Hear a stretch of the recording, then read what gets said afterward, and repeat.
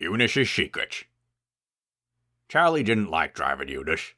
"I can't see out your cab windows," he would say. "Your exhaust gets in the way." Eunish never said a word about it. She could always see the signals perfectly fine, and if her driver couldn't, she could always tell him if they were passing a signal at danger. "What are they doing to the dairy siding?" Eunish asked one day. "I'm afraid the creamery has opted for road transportation," shouted the yardmaster. Eunish was upset. She liked pulling the milk train. It made her feel important. And she didn't often get to take the parcels train. Henry normally got that job. She was stuck with a slow goods train today. She puffed glumly along the main line. She was so upset about the milk train that she didn't notice a home signal at danger. Charlie didn't see it either. Nor did Sid. As they approached the workstation, they heard a whistle from the rear of the train. Charlie looked back to see Lizzie frantically waving her red flag from Dance Hall's window. "Look out!" cried Sid, and applied the brakes. Eunice gasped when she saw what was coming next. There at the workstation platform was Henry with the parcels train. He was short of steam and couldn't move. "I have to stop! I have to stop!" cried Eunice. "On, on, on!" Her trucks giggled in their silly way. But Eunice's brakes held fast, and before they touched Henry's rear van, they ground to a halt. I was there on the platform. Charlie and Lizzie told me about how Eunice's crew had missed the signal warning them about Henry. It was lucky Eunice was right at the workstation, as I ordered her to go to the works for review. Henry didn't need to go to the works. He had a good head of steam soon enough, and was able to carry on with his parcels train. Eunice left the workstation, and James took charge of the slow goods. "What you need," I said to Eunice when we arrived at the works, "is some smoke deflectors."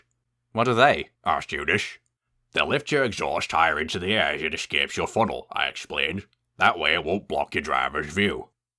Eunice didn't like the sound of this. She was sure the others would say she looked even more like a volcano. She was horrified when she saw the smoke deflectors the engineers forged for her. "I can't wear those ugly things. Everyone will laugh at me." But there was nothing for it. Charlie and Sid helped the fitters mount the deflectors onto Eunice's running plate, while I supervised the operation. "Why are you two still here?" Eunice complained. "There to give you a test run this evening," I told her.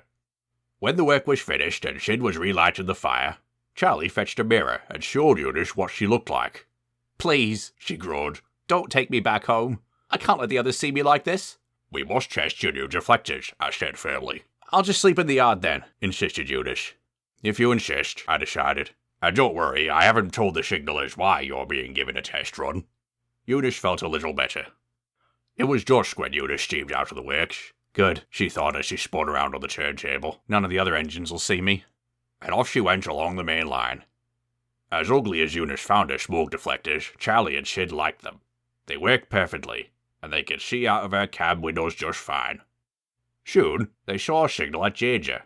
"That's strange," I said as Charlie applied the brakes. "I told all the signalers we would have a clear run through." Eunice stopped by the signal box. She groaned when she saw the signal and walked out to see them. "Is there something wrong?" I asked.